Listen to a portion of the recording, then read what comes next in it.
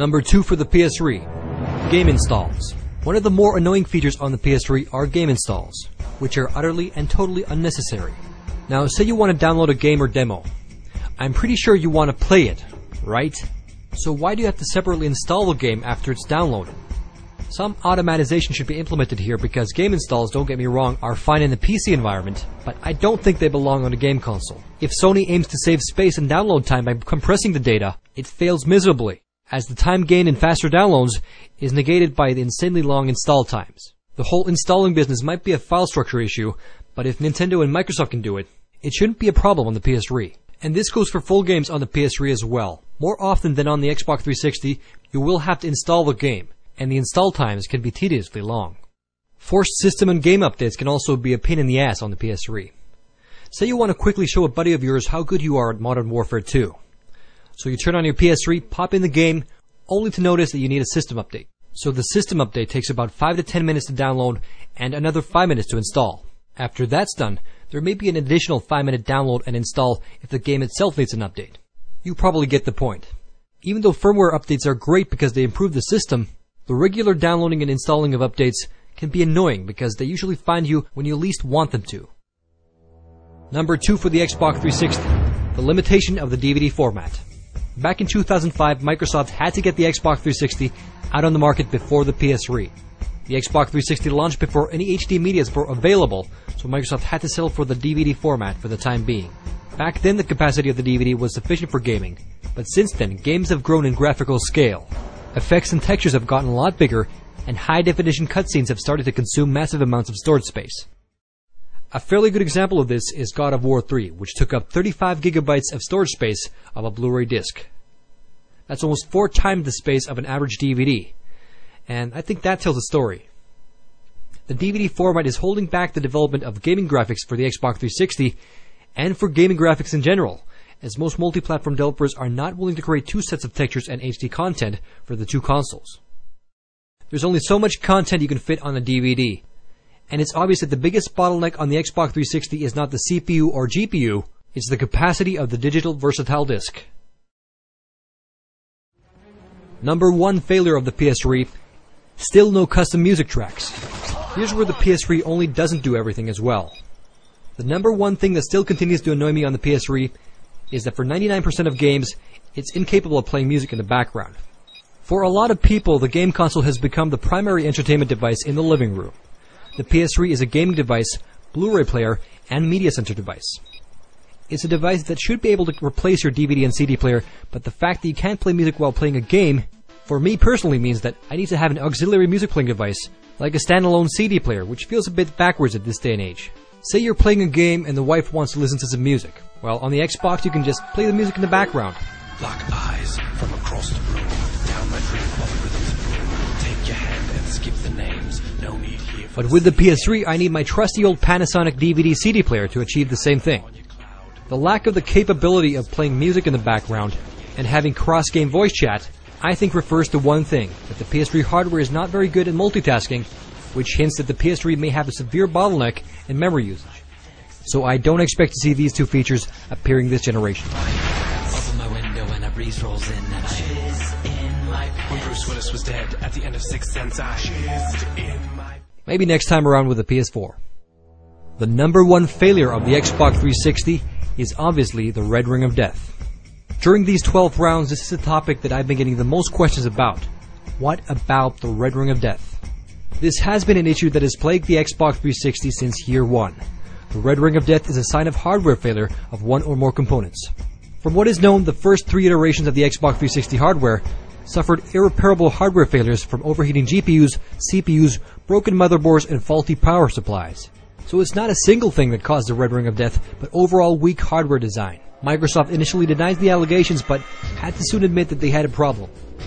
The current estimates of the Xbox 360's failure rates are ranging from 35% to 55%, which are leaps and bounds beyond what are acceptable failure rates of consumer electronics products.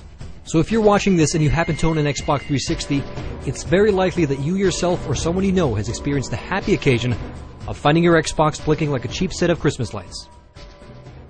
Of course, by now we've seen several revisions of the Xbox 360 motherboard, and the Jasper-based motherboards like the one I have in my Xbox are holding up fairly well.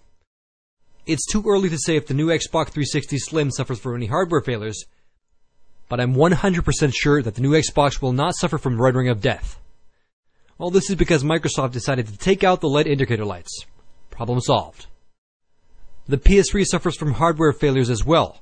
The yellow light of death is an acknowledged issue, but the percentage of hardware failures has been under 10%, which can be considered within normal range.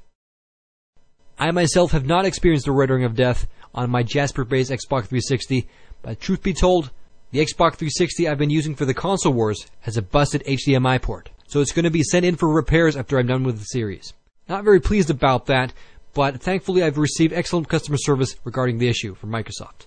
And here's to hoping my old husky Xbox 360 is replaced by the mini-mod PC-cased new Xbox. So, for 12 rounds I've been trying to give an impartial comparison of the two consoles. But after 12 rounds I have to come out and say that I'm a fanboy. I'm a fanboy of the Xbox 360 and PS3, and of gaming in general. While it is interesting and controversial to stack the two consoles against each other in a heated battle, it is important to realize that whether you're on the Xbox 360 camp or the PS3 camp, it really doesn't matter. We're all playing for the same team because we're all gamers. Let's face it, both systems have excellent games and offer a great gaming experience. I personally recommend getting both consoles, so you can enjoy the best of both worlds. Uncharted 2 on your PS3, and the Gears of War series on your Xbox 360. But, to quote the great Christopher Lambert, there can be only one. And here's where we get to the conclusion of the console wars. To sum up, the Xbox 360 took round 1 with a better controller. No points were awarded in round 2 thanks to both platforms having a confusing SKU strategy. The PS3 took round 3 with better overall hardware and external design. In round 4, the Cell Broadband engine destroyed the Xbox 360 processor, and in round 5, the Xenon chip on the Xbox 360 took down the PS3's RSX graphics processor. The user interface round went to the PS3, and online features round went to the Xbox 360. The media playback round was taken hands down by the PS3, and round for the best multi-platform games was taken by the Xbox 360. The PS3 took home a very big round with a victory of best exclusive games in round 10.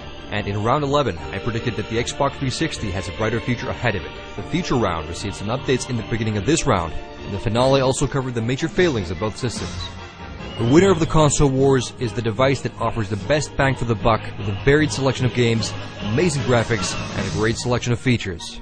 The winner has the hardware that is more advanced with less bottlenecks, and I won't be sending this device in for repairs after the series is over. The winner of the console wars